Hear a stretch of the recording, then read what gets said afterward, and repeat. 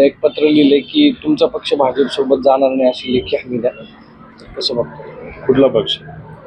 Rashtrawadi, NCP. कुठली Rashtrawadi? NCP Congress party. त्यांनी मागितलं असेल तर ते दिलं जाईल. आणि आज काय की अप्रत्यक्ष प्रत्यक्षपणे संविधान आणि लोकशाही टिकावी यासाठी आपल्याला भाजपच्या विरोधात लढावंच लागेल.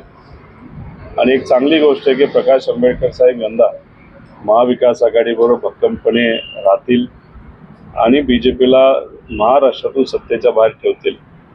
मला वाटत नाही की तिथं त्यांनी मागितलं असेल द्यायला काय हरकत आहे, पण शेवटी तो पक्ष प्रमुखांचा निर्णय असतो. आणि फक्त पत्र देऊन ते जर जे काही सीट लढायला तयार आहेत, नाहीतर महाविकास आघाडी म्हणून ज्या सीटवर ते निवडून येतील, जी सीट ते घ्यायला तयार असतील तर काही हरकत नाही असं मला तरी वाटतं. सातत्याने अजित पवारांकडून आरोप केले जात आहेत. काल अमोल कोल्हेंवरती आरोप केले गेले.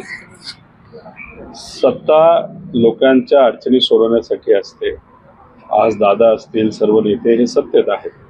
शेतकरी, कष्टकरी, युवा वर्ग यांना अडचणी आहेत, त्या सोडवाव्यात. भाषणामध्ये लोकांच्या हितासाठी आणि हिताचं कुठेतरी बोलावं अशी लोकांची अपेक्षा आहे. सत्तेत असताना सुद्धा विरोधकावर फक्त आपण टीका करणार असो तर लोकांना पटत नाही.